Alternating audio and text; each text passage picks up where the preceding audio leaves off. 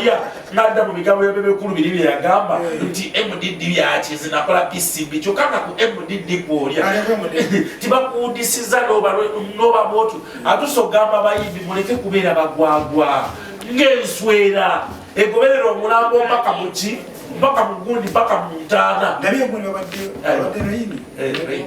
Raini Azizi Kabako Victor katabadde yabanyigira nyo ina yanyigira abafiki tomanyi yangira kola ki yanyiga bingi abadde wayogedde ebigambo bingi n'agamba nti abayimbi abindi mmere yo n'embala ebweru eyo tebeyaga tomwe mujja genda naye ispa mazina kikangana abakuba gundi nga basusse obungi federation Bwate bw'oyogera ebibanyiza okugoba abajja mu group mona era Mamuli Katumba bamuganda okugoba Mamuli Katumba nabadde ekintu kyerengamba bannaye bale shipa obukulembeze administration kintu kyamaanyi nnyo balina obukulembeze kyobagamba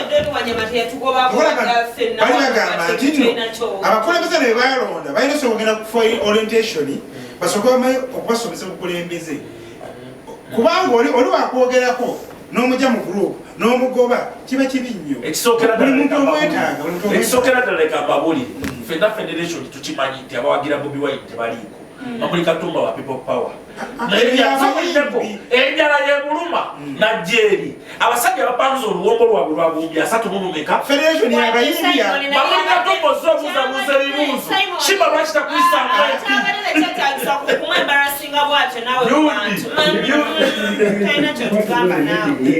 njagala okusindika message first of all message yebaza ba artist bannange. I hold you in very high regard, my fellow artists. Muli bakabinyo mwe ba artist. Njagala obajjukiza abamiziki bannange ne bannakatemba bannange ne bawandisi bannange mwenna ba creatives muli ba muwendo nnyo baboyi muli ba kitalo n'okusinga bwe mulowooza. Njagala obajjukiza mu myaka gy'enkaaga myaka gy'ensanvu Byron Kawadwa yawandika omuzannyo oluyimba lwa Wankoko oyo bamutta Bussi kubanga Amini yali amutya. Okot Pibitek was oppressed because he's an artist.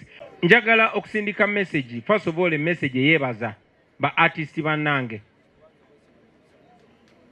I hold you in very high regard, my fellow artists. Muli bakabinyo mwe ba artist.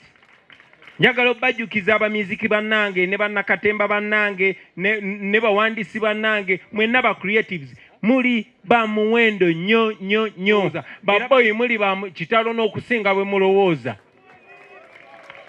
Njagala obajjukiza mu myaka gy'enkaaga myaka gy'ensanvu Byron Kawadwa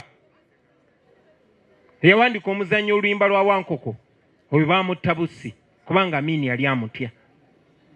Okot Pibitek was oppressed because he's an artist.